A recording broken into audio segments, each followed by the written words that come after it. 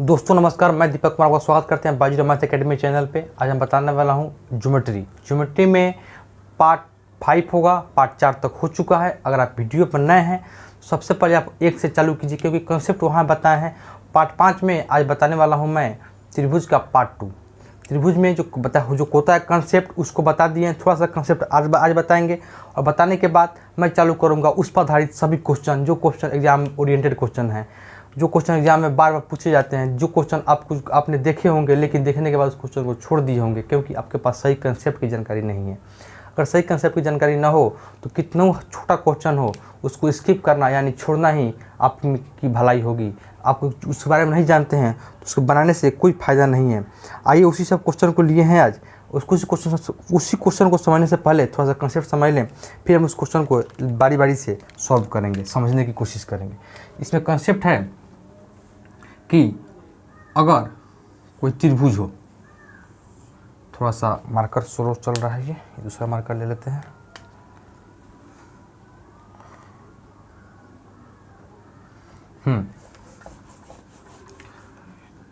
अगर कोई त्रिभुज है, इस त्रिभुज का कभी भी हम, ये एंगल बी है, ये एंगल सी है, ये एंगल ए बी है, ये एंगल सी है, कभी भी एंगल को डिनोट करेंगे तो हम कैपिटल से करेंगे, और कैपिटल से करेंगे। और कभी भी हम अगर साइड को डिनोट करेंगे तो वह स्मॉल से करेंगे।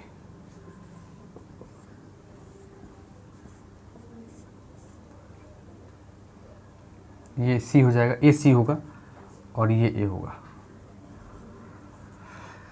इस एंगल के सामने अगर ए है तो इसके सामने ये स्मॉल डालें। ये एंगल अगर सी है तो इसके सामने स्मॉल सी डालें। अगर एंगल ये कैपिटल बी है जिसके सामने कैपिटल स्मॉल बी डालें। अब बता दें कि कभी भी हम साइड को डिनोट करेंगे कैपिटल से, जैसे ए हुआ, ये बी हुआ, सी हुआ, डी हुआ। अगर कभी भी हम एंगल यानी कोण इसको डिनोट करेंगे एंगल को, तो वो डिनोट होगा हमें हमेशा करेंगे हम ए बी सी और डी। इस प्रकार इसको डिनोट किया जाता है। कभी भी साइड को, गलती उल्टा लिख दी हम, साइड हो गया, साइड स्मॉल होगा उल्टा लिख दिए। कभी भी एंगल होगा वह एंगल जो होगा वो कैपिटल में होगा। कभी भी साइड होगा वह स्मॉल होगा। इस बात का ख्याल रखिएगा। यहाँ उल्टा लिखा गया था, सही हम कर दिए। कभी भी साइड को हम स्मॉल से लिखेंगे और एंगल को कैपिटल से लिखेंगे। इतना बात ध्यान रखते हैं। आइए हम देखते हैं एक और कॉन्सेप्ट। इस पर थोड़ा सा, एक कॉन्सेप्ट नहीं था, ये बेसिक जानकारी था, इसके बारे में आपको मालूम होगा, लेकिन बताना मेरा दायित्व है। जैसे कि कोई त्रिभुज है, मान लीजिए यहाँ पर एक त्रिभुज है। इस त्रिभुज को मान लीजिए ये ए होगा, ये एंगल बी है, ये एंगल सी है। अगर ये कोण 60 डिग्री है, ठीक, अगर ये कोण मान लीजिए 80 डिग्री है, तो ये कोण कितना होगा? आपको बताए थे हम पहले ही कि त्रिभुज के तीनों कोणों का योग कितना होता है? 180 डिग्री होता है। त्रिभुज के तीनों कोणों का योग 180 डिग्री होता है। कोण ए, कोण बी, कोण सी, या कोण पी, कोण क्यू, कोण आर, कुछ भी कोण मान सकते हैं। इस तीनों कोणों का योग हमेशा 180 डिग्री होता है। अगर ये 60 है, ये 80 है, तो ये 60 है, ये 80 है, 180 होता है। 80 में तो 80 यहाँ मिल गया, 60 यहाँ मिल गया। अब हमको कितना चाहिए? हमको 100 चाहिए। 80 मिल गया, हमको 100 चाहिए। 60 यहाँ पर है, इसको देना पड़ेगा हमको 40। तो 40, 60 और 40, 100 और 80, 180 इतना होगा। अब इस बात को समझ गए कि त्रिभुज के तीनों कोणों का जो 180 डिग्री कैसे आ गया। अब बात आती है कि कौन साइड सबसे बड़ा होगा। इसमें ए बी, बी सी और ए सी, इस तीनों में कौन साइड सबसे बड़ा होगा? तो बता दें, जिस कोण का वैल्यू ज़्यादा होगा उसके सामने का साइड हमेशा बड़ा होता है। जैसे बताइए तीनों कोण में किस कोण का वैल्यू सबसे ज़्यादा है? किस कोण का वैल्यू सबसे ज़्यादा है? आप कहिएगा 80 डिग्री है, इसका वैल्यू ज़्यादा है, तो इसके सामने का जो साइड है वो कौन है? ए सी। तो ए सी बड़ा होगा, AC बड़ा होगा। उसके बाद बताइए सेकेंड कौन साइड है जो सबसे बड़ा है 80 के बाद? तो कहिएगा सेकेंड कोण 60 डिग्री है, तो सेकेंड साइड BC होगा, क्योंकि 60 डिग्री के सामने BC है। तो BC होगा वह AC से छोटा होगा, यानी सेकेंड बड़ा होगा। और थर्ड साइड कौन होगा? जब BC निकल गया, AC निकल गया, तो रेस्ट जो बचा हमारे पास वो AB बचा। तो AB भी देखा जाए तो 80 के 80 से छोटा 60 है और 60 से छोटा 40 है, तो 40 के सामने कौन है, ए बी, तो ए बी सबसे छोटा होगा। इस प्रकार हम इस साइड का वैल्यू हम पुट करते हैं। जिस कोण का सब वैल्यू, जिस कोण का वैल्यू ज़्यादा होगा उस कोण के सामने का साइड उतना ही ज़्यादा होगा। जिस कोण का वैल्यू जितना ही छोट होगा उसके सामने के साइड का वैल्यू उतना ही छोट होगा। इस चीज़ को आप समझ चुके हैं। इस पर आधारित एक क्वेश्चन कराते हैं, फिर हम धीरे धीरे सभी क्वेश्चन को कराने की कोशिश करेंगे। इसी पर आधारित एक क्वेश्चन आपके स्क्रीन के सामने आ गया होगा, आप उसको सॉल्व कीजिए। नहीं होता है फिर पॉज करके आप वीडियो ओपन चालू कर फिर देखिए। आइए हम उस क्वेश्चन को देखते हैं। क्वेश्चन कह रहा है त्रिभुज ABC में क्वेश्चन करना कौन सी भुजा सबसे बड़ी है, कौन सी भुजा सबसे, इसे लिखते हैं, कोई दूसरा क्वेश्चन आ गया होगा आपका, कौन सी भुजा सबसे बड़ी है। ये एक शेप है, इसको आप चतुर्भुज मानिएगा, इसको किसी स्क्वायर यानी वर्ग या आयत किसी प्रकार का फिगर मत का नाम मत दीजिएगा, सिर्फ दीजिएगा 4 भुजा है, एक चतुर्भुज है। ये तो कुछ फिगर का नाम देने पर इसका थोड़ा शेप अलग हो जाएगा, प्लस इसका जो प्रॉपर्टी होता है उसको चेंज करना पड़ेगा, इसलिए इसको नाम मत, सिर्फ ये चतुर्भुज है। चतुर्भुज का वैल्यू दिया है P है, ये Q है, ये R है, ये S है। सभी कैपिटल में है क्योंकि कोण को हम डिनोट कर रहे हैं। ठीक, अच्छा, मैं अलग अलग एंगल को डिनोट कर रहे हैं। उसके बाद यहाँ पे एक डायगोनल खींचा गया है, यानी विकर्ण खींचा गया है। डायगोनल को इंग्लिश में, हिंदी में विकर्ण बोलते हैं। ये इसका वैल्यू दिया है 72 डिग्री, इसको दिया है, इसका दिया है 61 डिग्री, अच्छा इसका दिया है 59 डिग्री, इसका दिया है 38 डिग्री। तो हमसे पूछा है, अच्छा बताइए त्रिभुज के तीनों कोण सबसे बड़ा साइड कौन है। सबसे बड़ा साइड को निकालने के लिए हमारा ऑप्शन दिया हुआ है, इधर ऑप्शन लिख देते हैं। पहला ऑप्शन है PR, दूसरा ऑप्शन है PQ, तीसरा ऑप्शन है PS और चौथा ऑप्शन है RQ। चौथा ऑप्शन है RQ। ठीक, अब देखिए त्रिभुज के तीनों कोणों का योग 180 डिग्री होता है। इस दोनों का योग कितना हो रहा है, इस दोनों का योग निकालने के लिए आप एक काम कीजिए, ये 9 और 2 11, 9 और 2 11 और 11 में 1 5 7 5 12 1 13 यानी 131। 131 दोनों का वैल्यू है। त्रिभुज के तीनों कोणों का जो कितना होता है 180 डिग्री। अच्छा, इसमें 9 जोड़ेंगे तो हो जाएगा 140। इसमें 9 जोड़ेंगे तो जगह 140 हो जाएगा। तो 40 और 40 80 और 9 इसमें का 40 और 9 कितना हो जाएगा 49। इसका वैल्यू कितना आया 49। फुटने कैसे आ गया कि इसमें 9 जोड़ेंगे तो 40 हो जाएगा, 9 जोड़ने पर ये 40 हो जाएगा और 40 जब होगा तो 40 हमको और चाहिए, 40 यहाँ का और 9 ये इसका बन जाएगा मेरा 49। इसका वैल्यू निकालिए, ये 38 है, ये 61 है, 8 और 1 9, 9 और 6 और 3 9, 99। त्रिभुज के तीनों कोण का जो 180 होता है 99 आ गया। अगर एक जोड़ते तो ये 100 हो जाता, 100 होता, लेकिन 100 होने के बाद हमको 80 चाहिए। 80 तो यहाँ का मिल जाएगा मेरा और एक यहाँ का 81। इस चीज़ को निकालिए। अब हमसे पूछा है कि सबसे बड़ा भुजा कौन है, सबसे बड़ा भुजा कौन है। एक कि हम ऑप्शन देखेंगे, यहाँ पे ऑप्शन PQ PR है। PR किधर है मेरा, PR यहाँ पर है। इसके सामने कितना है 49, इसके सामने कितना है 49। PR के सामने कितना है 49 और PR के सामने आपको 81 भी मिल जाएगा, यानी PR के सामने 81 भी है। 49 और 81 दोनों है PR के सामने। अब हम आगे देखेंगे कौन बड़ा होगा कौन छोटा होगा, लेकिन अभी हम कंक्लूजन नहीं निकालेंगे, आंसर PR नहीं मारेंगे, हम आगे देखेंगे क्योंकि PR का वैल्यू 2 निकल गया, एक 81 भी निकल गया, अब 49 भी मिल गया। आइए देखते हैं PQ किधर है, PQ, अच्छा PQ यहाँ पर है। PQ के सामने कितना है 72। इस त्रिभुज देखिए RPQ में देखिए, इस RPQ में मतलब ऐसे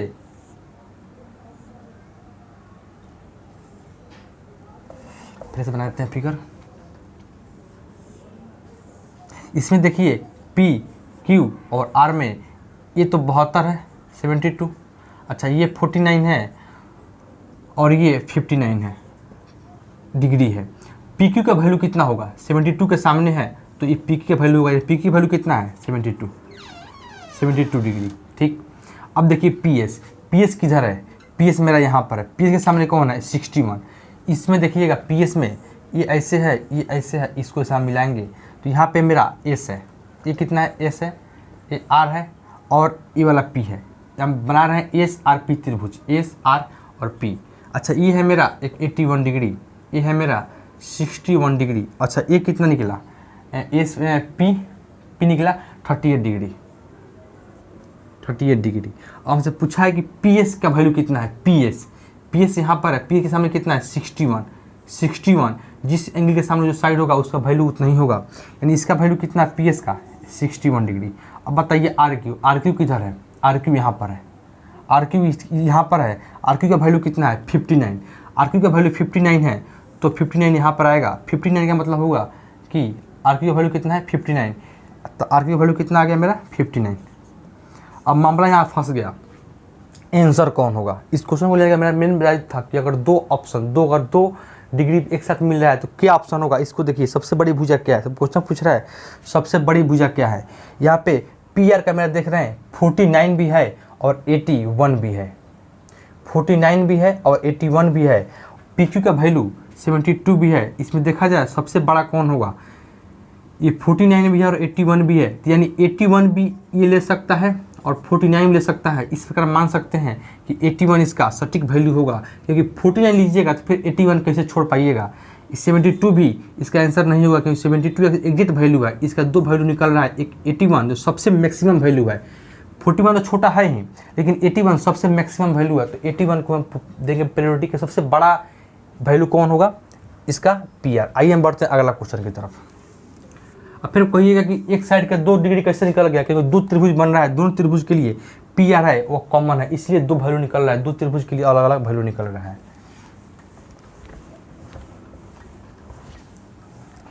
आइए हम देखते हैं अगला क्वेश्चन।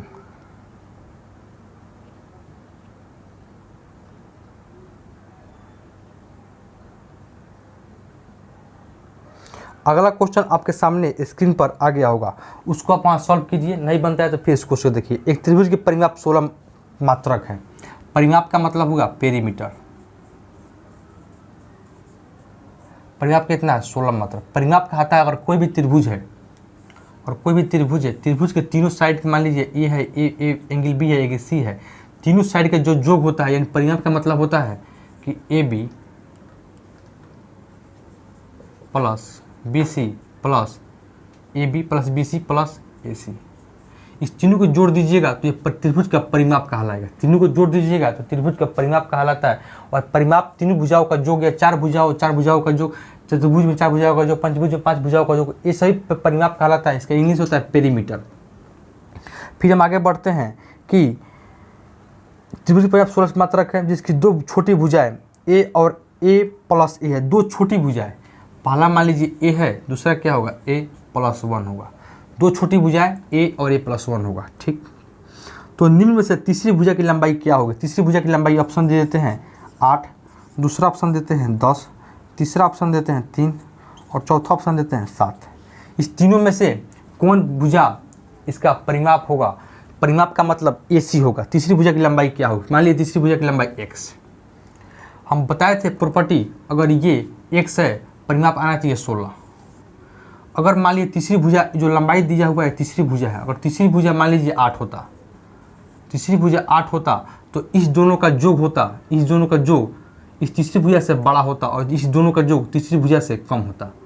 अंतर, इस दोनों का अंतर तीसरी भुजा से कम होता और दोनों का योग तीसरी भुजा से बड़ा होता। इस चीज़ को हम बताए थे कि sum of two side is always greater than third side और difference of two side is always less than third side, चीज़ हम बताए हैं। लेकिन अगर x बराबर 8 है, मान लीजिए हम ऑप्शन लेते हैं, x कोई भी आप ऑप्शन ले लीजिए, x बराबर 8 मान लीजिए। ऑप्शन से कैसे निकालें, ऑप्शन में लगाने का तरीका है, बताएंगे तरीका इसी क्वेश्चन में बताएंगे। अगर x बराबर 8 ले लिए तो बताइए इसका वैल्यू क्या होगा। अगर a का वैल्यू क्या हो सकता है, a का वैल्यू 1 तो होगा नहीं, 1 मतलब हो जाएगा ये 2 और ये 1 3। क्या 8 से छोटा है, लेकिन नहीं, योग 8 से ज़्यादा होना चाहिए। योग होने का मतलब ये 4 लीजिए, 4 और 1 5। अच्छा 5 ये होगा तो a का वैल्यू कितना माने 4, तो 5 और 4 9, यानी 8 से ज़्यादा आ गया। इसका वैल्यू a का वैल्यू 4 माने तो ये 5 और 4 9, ये 9 8 से ज़्यादा है और दोनों का अंतर कितना 1 8 से कम है। इसका 8 बात को समझ लिए, यानी 8 का जो वैल्यू है वह 9 से छोटा है और बड़ा है किससे 1 से, यानी 1 से बड़ा है, दोनों का अंतर 1 है। अब बात आती है कि इस तीनों का सम, तीनों का योग हमेशा 16 होना चाहिए। परिमाप 16 है, 16 आ रहा है, 5 और 4 9, 9 और 8 कितना हो रहा है, 9 8 होगा आपका 17, लेकिन चाहिए 16, यानी एक कम चाहिए, एक कम चाहिए। तो हमें इसमें तो कम नहीं कर सकते हैं, यहाँ कम कर सकते हैं। x का वैल्यू 8 ना लेकर x का वैल्यू हम 7 लेंगे, यानी एक कम चाहिए, यानी 17 आ रहा है, एक कम करने के लिए 7 चाहिए। जो 7 ऑप्शन नंबर डी में है, आसानी से हम सॉल्व कर देंगे। अगर 7 लेंगे तो ये हो जाएगा 5 और ये 4, 5 4 9, अब ये 8 नहीं, अब यहाँ पे 7 हो जाएगा, तभी ज़्यादा हो जाएगा, 5 4 9 से ज़्यादा और अंतर 1 से कम। तो फिर देखिए दोनों का जो 5 4 9 और 7, 9 7 16, 16 मेरा आंसर होगा। कैसे कि हम x 8 लिए तो एक ज़्यादा आ रहा था, अगर 8 से एक कम करते तो उतना ही आता जितना हमको चाहिए। इस क्वेश्चन को समझ गए। आइए हम बढ़ते हैं अगला क्वेश्चन की तरफ। अब देखते हैं अगला क्वेश्चन। अगला क्वेश्चन कह रहा है कि किसी त्रिभुज की दो भुजाएं, किसी त्रिभुज के दो भुजाएं 15 और 11 सेंटीमीटर है। यदि तीसरी भुजा पूर्णांक है तो तीसरी भुजा की लंबाई, तीसरी भुजा के सभी संभव मान का योग क्या होगा। तीसरी भुजा के सभी संभव मान का योग क्या होगा। आप ऑप्शन में ध्यान मत दीजिए, क्योंकि ऑप्शन में थोड़ा एरर है। यहाँ पर कर कि त्रिभुज की दो भुजा है, कोई त्रिभुज है इसकी दो भुजाएं मान लीजिए, ए भुजा ए बी और ये सी। अगर 3 भुजाएं हैं, ए भुजा मान लीजिए 15 है, ए भुजा 11 है, तो यदि तीसरी भुजा एक पूर्णांक है, तीसरी भुजा एक इंटीजर वैल्यू है, यानी डेसिमल में नहीं है, फ्रैक्शन में नहीं है, वो एक इंटीजर वैल्यू है, तीसरी भुजा का संभव मान क्या हो सकता है। संभव मान के लिए बोले थे, मान लीजिए तीसरी भुजा AC है, तो AC के जो वैल्यू होगा, AC का जो वैल्यू होगा वो दो भुजाओं के योग से, दो भुजाओं के योग से कम और दो भुजाओं के अंतर से ज़्यादा होगा। जो AC का वैल्यू है, दो भुजाओं का योग कितना होगा, 15 और 11 का योग होगा 26। ये जो होगा भुजा होगा वो 26 से छोटा होगा। किसका वैल्यू, AC का वैल्यू। AC का वैल्यू 26 से छोटा होगा और बड़ा होगा किससे, दो भुजाओं के अंतर से। अंतर कितना होगा, 11 या 15 का, 11 या 15 का अंतर होगा 4, और ये बड़ा होगा 4 से बड़ा होगा। अब हमसे पूछा जा रहा है इसमें कि तीसरी भुजा कि सभी संभव मान का योग क्या होगा, सभी संभव मान का क्या योग होगा। बताइए, यहाँ से 26 तो होगा नहीं और 4 तो होगा नहीं, तो 25 होगा, 25 होगा। हम थोड़ा आंकड़ा बना देते हैं, हम उसको बताएंगे तरीका। ये 25 हो सकता है, 24 हो सकता है तीसरी भुजा, क्योंकि 25 होने का मतलब होगा कि AC से 26 होगा, 26 से छोटा होगा और 4 से बड़ा होगा। इसका वैल्यू होने की संभावना है कि 26 से छोटा जितना वैल्यू हो सकता है, और 4 से बड़ा जितना वैल्यू हो जाए। 4 से बड़ा 5 6 7 8 9 10 11 सभी, 26 से छोटा 25 24 23 22 21 ये सब हो सकता है। एक बार हम सभी डाटा को लिखते हैं और फिर हम समझाने की कोशिश करेंगे, फिर इसका क्वेश्चन क्या होगा इसे बताएंगे तरीके। 25 24 23 हो सकता है, 22 हो सकता है, 21 हो सकता है, 20 हो सकता है, 19 हो सकता है, 18 हो सकता है, 17 हो सकता है, अच्छा 16 हो सकता है, 15 हो सकता है, 14 हो सकता है, 13 हो सकता है, क्योंकि 26 से छोटा चाहिए और 4 से बड़ा चाहिए। 13 हो सकता है, इसी का वैल्यू 12 हो सकता है, 11 हो सकता है, 10 हो सकता है, 9 हो सकता है, 8 हो सकता है, 7 हो सकता है, 6 हो सकता है, 5 हो सकता है। क्या 4 हो सकता है? नहीं हो सकता, क्योंकि 4 से बड़ा चाहिए, 4 नहीं हो सकता। यानी इसी का वैल्यू इतना संभव है। ये कैसे निकालेंगे? इसे निकालने के लिए आप 26 में से 4 घटाइए, कितना आएगा? 26 में 4 घटाएंगे तो आएगा मेरा 22। 22 में 26 में 4 घटाएं तो 26 तो काउंट हुआ, 4 घटाएं 22 आया, लेकिन 22 में से 1 घटाना पड़ेगा, आएगा कितना? 21। 21 वैल्यू होगा 1 2 3 4 5 6 7 8 9 10 11 12 13 14 15 16 17 18 19 20 21। 21 आने का मतलब हो गया कि सही भुजाओं का योग 21 है, में सही भुजाओं की संख्या है 21 है, यानी AC के वैल्यू 21 वैल्यू संभव है। 21 के AC के कितने वैल्यू होने की संभावना है? तो संभावना है 21। 21 से निकला, रेंज निकालेंगे, रेंज निकालने के बाद घटाएंगे 26 में से 4 तो कितना आया? 22। 22 आया तो 26 में से 4 घटाए 22 आया, लेकिन उसमें 4 को भी नहीं काउंट करना है, इस दोनों को काउंट नहीं करना है, दोनों को जोड़कर, दोनों को घटाकर, दोनों को हटाइए। 26 में से 4 गया 22 और उसमें से 1 हटाइए 21, उसमें से 1 हटाइए 21, और मेरा नंबर ऑफ डिजिट होगा, नंबर ऑफ संख्या होगा, नंबर होगा कि इतना संख्या हो सकता है इसी का वैल्यू। ये बात आप समझ गए। अब आगे बढ़ते हैं। अब फिर हमसे क्वेश्चन ये नहीं पूछा है कितना हो, तीसरी भुजा के सभी संभव मानों का योग क्या होगा। जोड़ निकालने के लिए आपको बता दें कि सभी को हम जोड़ कैसे निकालेंगे। अगर सभी एक प्रकृत संख्या है, सभी को जोड़ निकालने के लिए अगर n टर्म तक है, n इंटू n प्लस 1/2 होता है। अच्छा, n का वैल्यू कितना है 25, n का वैल्यू 25। ये n का वैल्यू लेने पर हमें 1 से काउंट करना पड़ता है। 1 जोड़ 2 जोड़ 3 जोड़ 4 जोड़, जितना तक जाएगा उतना नहीं, लेकिन 1 से काउंट होता है। ये 5 से 6 से काउंट नहीं होता है, 1 से काउंट होता है। 1 से लेकर जितना भी संख्या जाए उतनी संख्याओं का जो लास्ट टर्म होगा n, वह nवा टर्म लास्ट होता है। n इंटू n प्लस 1/2 ये टर्म होता है। अच्छा, लास्ट टर्म कितना है 25 n होगा, और यहाँ पे n प्लस 1 25 है 26, इंटू में है 26 अपॉन 2, घटाएंगे 13 से, 13 आएगा। 25 में 10 से इंटू करेंगे तो 250, 25 में 10 से इंटू करेंगे 250, और 3 से फिर इंटू करेंगे, यानी इसे गुना करने का तरीका है 25 इंटू, लिख सकते हैं 13 को 10 प्लस 3, 25 में 10 से करेंगे तो 250, और फिर 3 से करेंगे तो आएगा 75, 250 में 75 जोड़ेंगे, 50 जोड़ेंगे तो 300, और 25 जोड़ेंगे तो आएगा मेरा 400, जोड़ेंगे कितना 50 जोड़ेंगे तो 300, 325, यानी 250 में 50 जोड़ेंगे तो 300, और 25 और जोड़ेंगे तो 325। ये 325 वैल्यू आया 3 संख्याओं का योग, लेकिन उसमें 1 से काउंट होता है। अगर ये चीज़ जब निकालना हो तो उसमें प्रकृत संख्या 1 से काउंट होता है, लेकिन हम 5 से काउंट करेंगे, यानी 5 से काउंट किए ऐसे, यानी इसमें से 4 3 2 और 1 इसका योग घटाना पड़ेगा। 4 3 7 2 9 और 1 10, 325 से सब आया, 10 घटा देंगे तो आएगा मेरा 315, यानी AC का सभी संख्याओं का वैल्यू 315 होने की संभावना है। 315 होगा, संभावना जाहिर होगा। AC के सभी वैल्यूओं का जो कितना होगा 315। अब बात आता है कि AC का कितना वैल्यू संभव है 21 से 21 AC का 21 वैल्यू संभव है, यानी इस पर 21 त्रिभुज का निर्माण किया जा सकता है। बात समझिए, अगर ये साइड 15 है, ये साइड 11 है, ये साइड 15 ये साइड 11 है, तो इतना होने पर कहते हैं ब्लू पेन, इसका वैल्यू AB का वैल्यू 15, AB AC का वैल्यू 11। एक फ्रेश बनाते हैं यहाँ पर हम ABC, AB का वैल्यू 15 है, ठीक। अच्छा, BC का वैल्यू कितना है 11 है, तो AC का वैल्यू हमारा 25 भी हो सकता है। एक त्रिभुज ये बन जाएगा। बात समझिए, एक और त्रिभुज बनेगा जिसका वैल्यू ABC में AB का BC का वैल्यू 11, AB का वैल्यू 15, और AC का जो वैल्यू होगा वह 24 हो सकता है। यानी इस प्रकार 24 हो सकता है, 23 हो सकता है, 22 हो सकता है। इस प्रकार कितना क्वेश्चन आता है, तो 2-3 टाइप से इस पर क्वेश्चन आएगा कि AC के कितने वैल्यू संभव हैं। दोनों एक संख्या में से एक संख्या घटा देंगे, घटाने के बाद एक घटाना पड़ेगा, क्योंकि 4 को काउंट कर रहे हैं हम।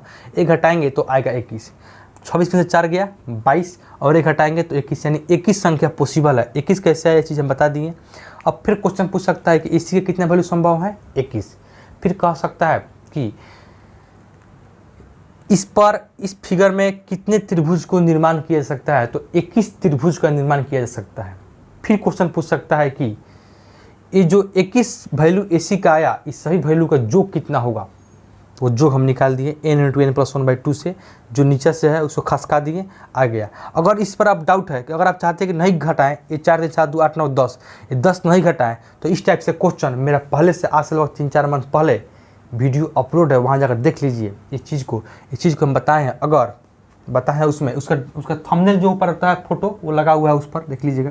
अगर मान लीजिए तो कम तो घटा दिए, अगर यहाँ से चालू करता 63 जोड़ 64 जोड़ 65 जोड़ 66 जोड़, इस पर करते करते जोड़, मान लीजिए यहाँ पे होता 92 जोड़ 93, ये सभी जोड़ों का योग कितना होगा। इस प्रकार का पूछे तो कैसे करेंगे, ये सभी चीज़ हम बताए हैं। यहाँ से तो घटाना मुश्किल हो जाएगा, 62 से घटाना पड़ेगा, फिर इसे घटाना पड़ेगा। इस पर क्वेश्चन आता है तो हम बताए हैं आपसे, आज से 3-4 मंथ पहले डाला हुआ वीडियो, वहाँ जाकर देख लीजिएगा। इसी बताया हुआ है आपके पास, वहाँ पे इसको आसानी से सॉल्व कर देख सकते हैं। अच्छा, अब बात आती है, इसको समझ गए। दूसरा क्वेश्चन बन गया कि 3 भुजाओं का योग क्या आता है। अब चौथा क्वेश्चन बनता है, चौथा क्वेश्चन जो बनता है कि इस पर 21 त्रिभुज बनेगा, इस पर 21 त्रिभुज बनेगा, तो सभी त्रिभुजों का योग क्या होगा, सभी त्रिभुजों के साइडों का योग क्या होगा। ये लास्ट क्वेश्चन बनता है, इसके ऊपर क्वेश्चन नहीं जाता है त्रिभुज में। पहला क्वेश्चन बनता है कि त्रिभुज का योग, त्रिभुज की संख्या कितना बनेगा ऐसी। दूसरा जाता है क्वेश्चन कि सभी त्रिभुजों का जो योग बनेगा, सभी त्रिभुज को साइड निकला, इस सभी साइड पर कितने इसका योग होगा। और चौथा बनता है, तीसरा बनता है इस पर कि अगर 21 त्रिभुज बना तो सभी त्रिभुजों का योग क्या होगा। जैसे यहाँ 25 हुआ और 15 11 है, इसका योग कितना होगा, 25 और 15 का योग हो जाएगा 30 और 40 और इसका 11 51, यानी इस त्रिभुज का योग 51। उसी प्रकार इसका लेंगे तो 15 और 24 5 4 9 और ये 3 और फिर 11 जोड़ेंगे तो कितना हो जाएगा 50। इसका योग जाएगा कितना जाएगा 50, इसका योग आएगा 50। इस प्रकार हम क्वेश्चन को आसानी से देख सकते हैं, लेकिन कैसे करेंगे इस चीज़ को समझिए। अब समझाते हैं। कितना है मेरा 315, इसको मिटाते हैं थोड़ा सा, यहाँ से समझाते हैं, इसी समझाते हैं, इसी पर थोड़ा सा समझिएगा। अब बताइए हमको, अगर हम यहाँ पे 11 है, इतना जोड़ें तो 315 आया, 315 आया। क्या सभी त्रिभुजों में 15 और 11 होगा, 15 और 11, ए बी का वैल्यू 15 और बी सी का वैल्यू 11, तो सभी त्रिभुज में होगा। ए बी यानी जो 21 त्रिभुज बनेगा वो 21 त्रिभुज का में सभी का वैल्यू ए बी और बी सी का वैल्यू, ए बी का वैल्यू 15 और बी सी का वैल्यू 11 होगा। बिल्कुल होगा, क्योंकि सभी त्रिभुज में सिर्फ ए सी का वैल्यू चेंज होगा, ए बी और बी सी का वैल्यू समान होगा। ये कैसे करेंगे, जब 21 का वैल्यू निकालें तो आया मेरा 315। अच्छा 315 आया, इसमें जोड़ेंगे इस दोनों का वैल्यू कितना बार, इस दोनों का वैल्यू कितना होगा 5 1 6 और 2 26, ये 26 वैल्यू जुटेगा। ये 26 वैल्यू यानी एक का वैल्यू 26 है। इस प्रकार देखते हैं आप कि अगर किसी संख्या को 5 बार लिखना हो तो अब 5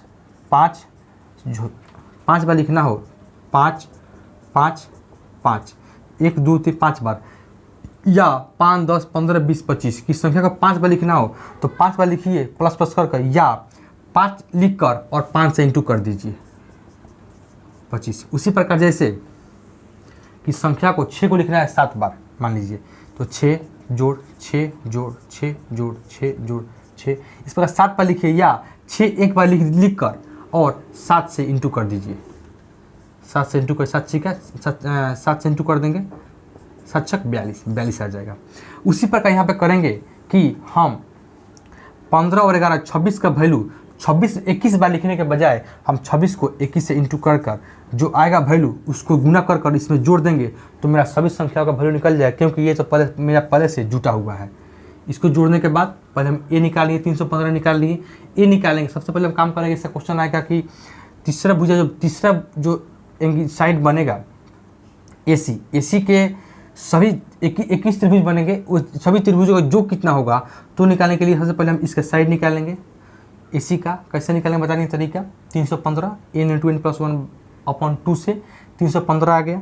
315 आने के बाद अब क्या करेंगे, 315 तो मेरा हो गया जोड़। अब सभी संख्या को इस दूसरा साइड का योग कितना होगा 26, 15 और 11 का 26, कितना बार आ रहा है 26 21 बार, क्योंकि 21 त्रिभुज ड्रॉ होगा। अब इसको जोड़ेंगे। अच्छा कोई भी दो संख्या को जोड़ने के लिए मान लीजिए यहाँ पे 26 है, अच्छा यहाँ चमक रहा होगा ना, चलिए लिखते हैं। मान लीजिए 26 है, ऊपर लिख चल का, ये 26 है, ये 11 है, 21 है।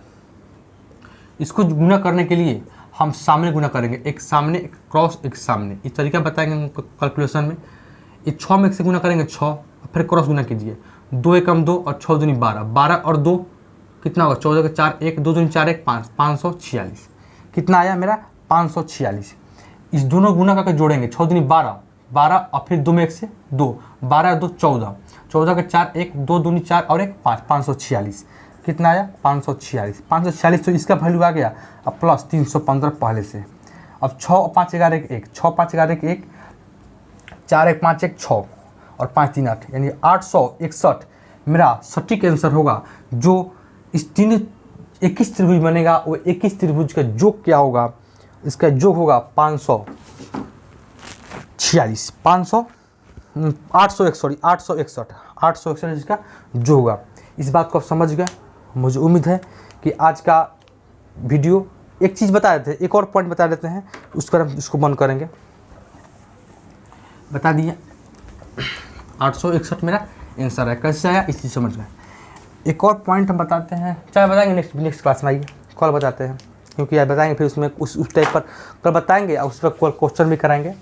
उम्मीद है कि आज का क्लास आपको अच्छा लगा होगा और कुछ सीखने को मौका मिला होगा, क्योंकि ये सब क्वेश्चन एग्जाम ओरिएंटेड क्वेश्चन है। एग्जाम में आने की पूरी संभावना है, किसी एग्जाम में नहीं आया होगा लेकिन आने की संभावना 100% है, क्योंकि क्वेश्चन का लेवल धीरे धीरे बढ़ रहा है। ये सब तरीका है, टेक्निक है। मैं हर क्वेश्चन को एनालाइज बेहतर ढंग से करूँगा और काफ़ी जीरो लेवल से काफ़ी हाई लेवल ले जाऊँगा, इस आपको दावा रखते हूँ।